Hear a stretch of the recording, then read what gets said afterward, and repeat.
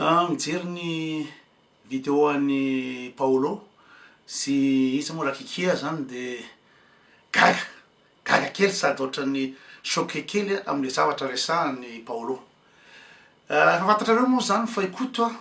tsy mba misy problème personnel fa le zavatra tenenin'le olona na le zavatra ataon'le olona foana no kianiko. Fa sao de itendreo hoe iady am Paolo ndray koto.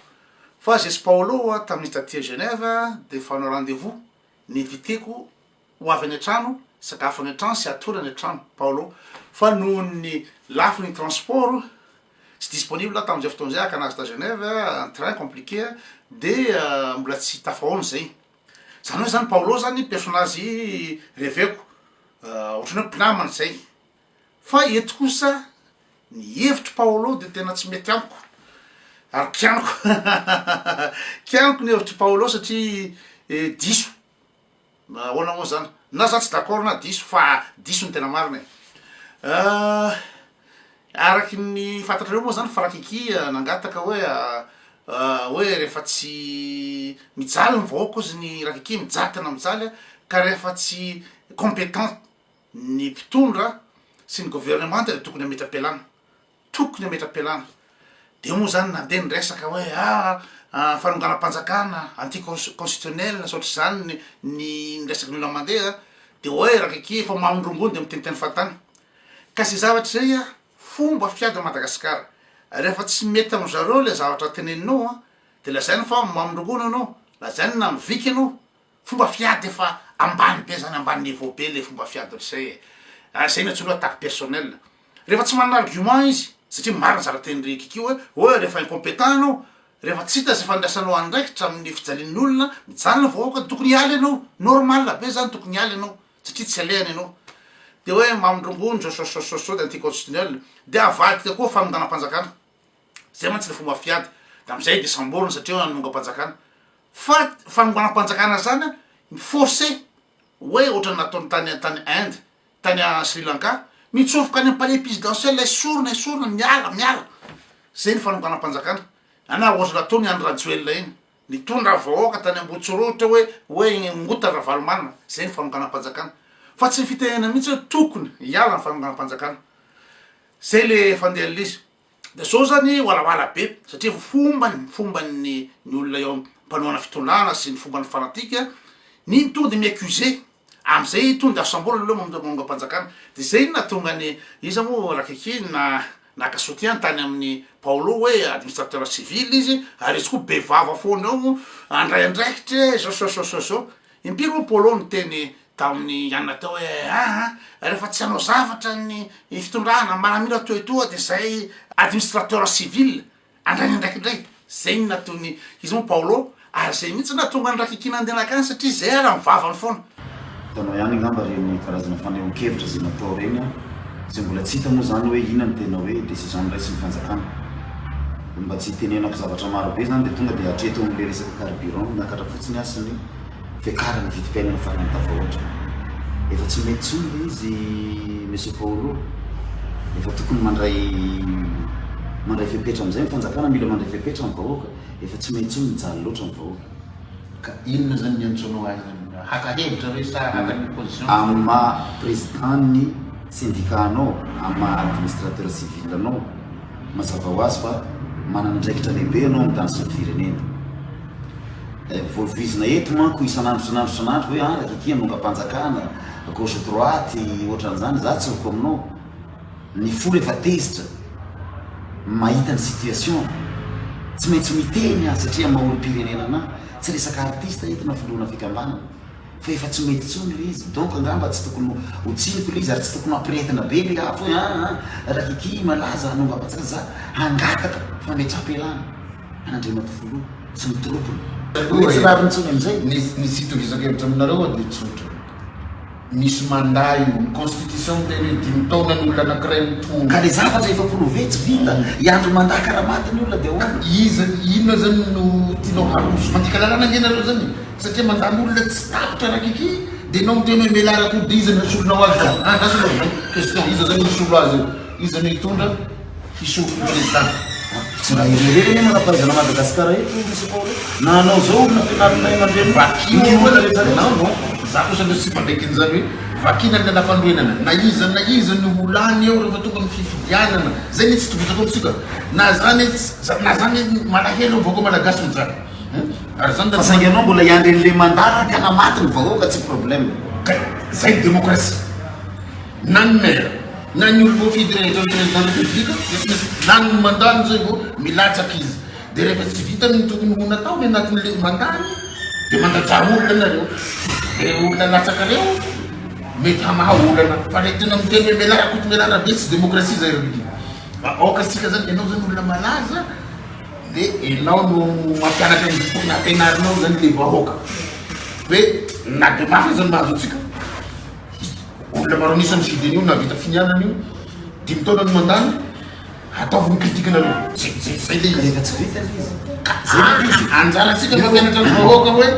mijalytsika vahoaka de io ny olona mifidina fa noho ny lalam-panorena ka namapina ny fatiny ara de inona varytsika tao hitarika inona hanao inona na ho tonga eo koa ny olona eritreretisika hitondra hoe avovany olona karaha sy vovany izy de 10 andro ndraiky zany izy de ho tenenitsika hoe mela fa ireo aloha hita tsy mahavoavazy de inona ny solution de raha miala reo zany de izany ho eo ohatra fotsiny zanaka malagasy be dehibe randaniny ray de aizany lalàna miteny in'izay lasa mandika lalàna atsika ao de démocrate zo no mangataka fametrampelana de tsy mety amy kosa ny teny hoe mela satria ny lalam-panorena manome mazava tsara hoe 10 taona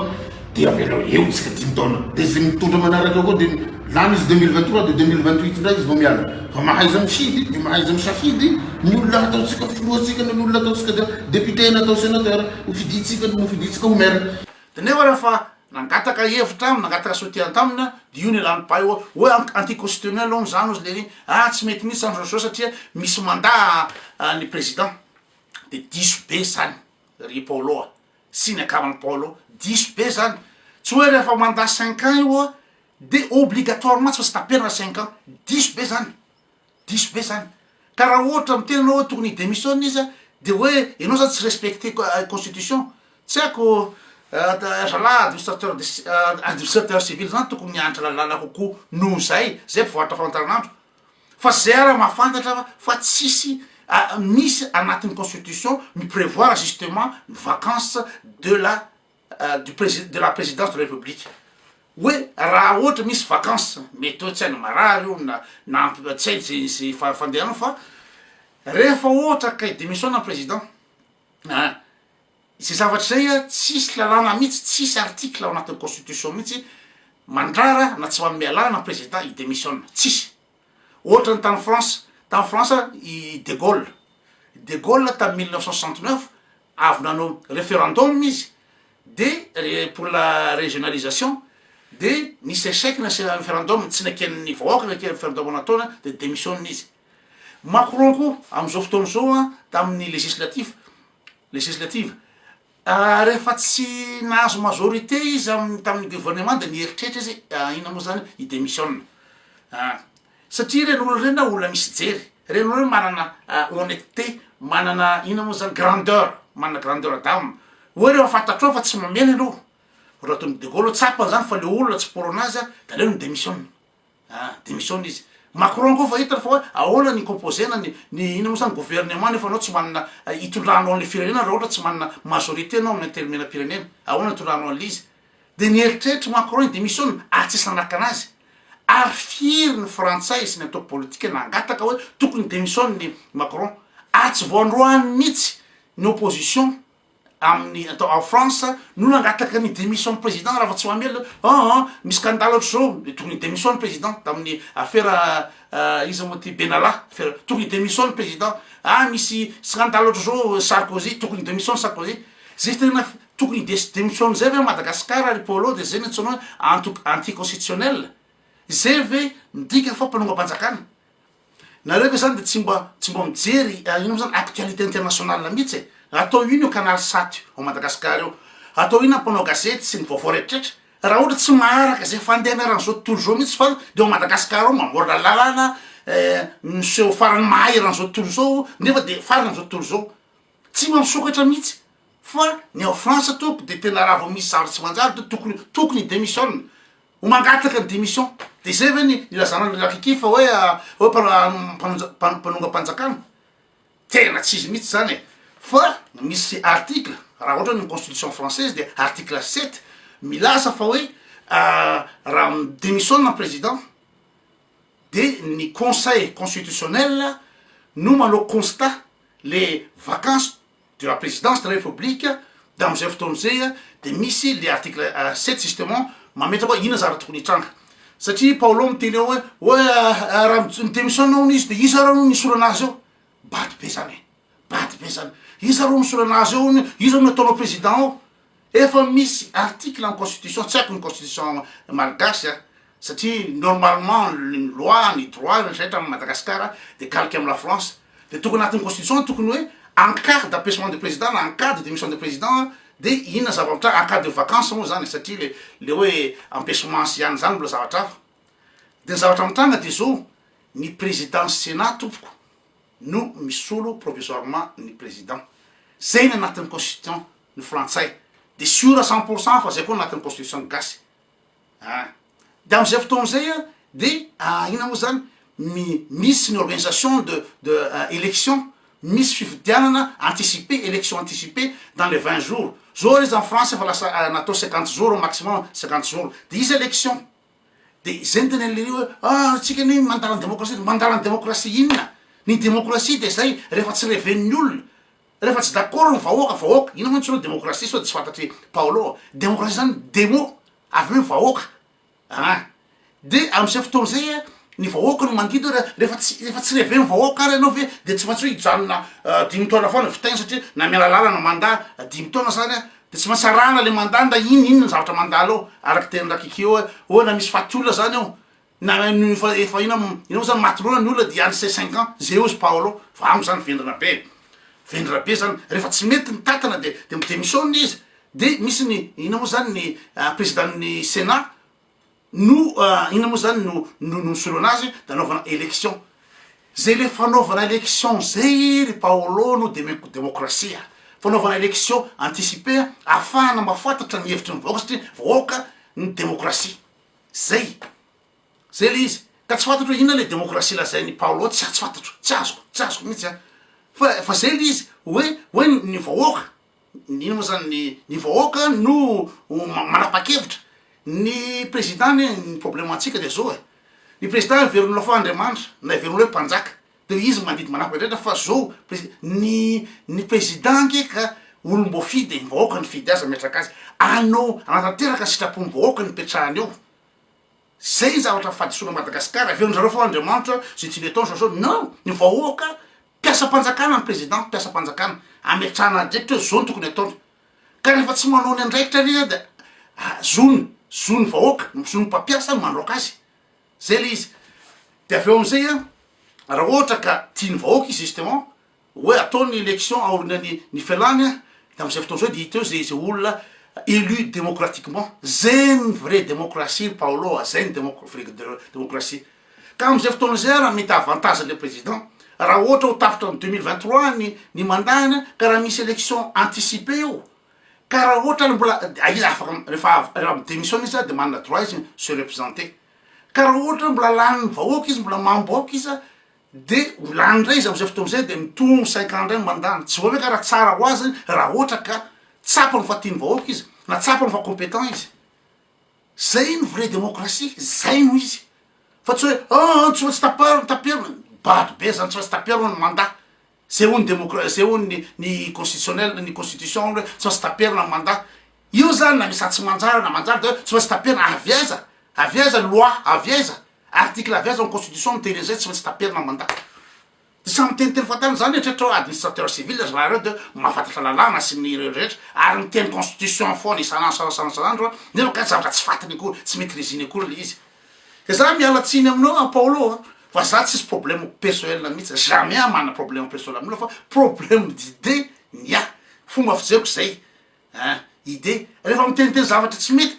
valable amiko raha misy zavatra ina mo zany n'importe quoi zavatra teneniko eto hoe miteniteny fatany amy zavatra tsy fantatro de afaka miteny daholo ny olona afaka manao commentaire zay to mikoty zany de afaka anao commentaire dolo rehetrarehetra à condition fa tsy tena io mpifokarongony io viky io io olona efa tampoany any an-dafy io zosozo raha vao zay ny ataonao de bloqué foana anao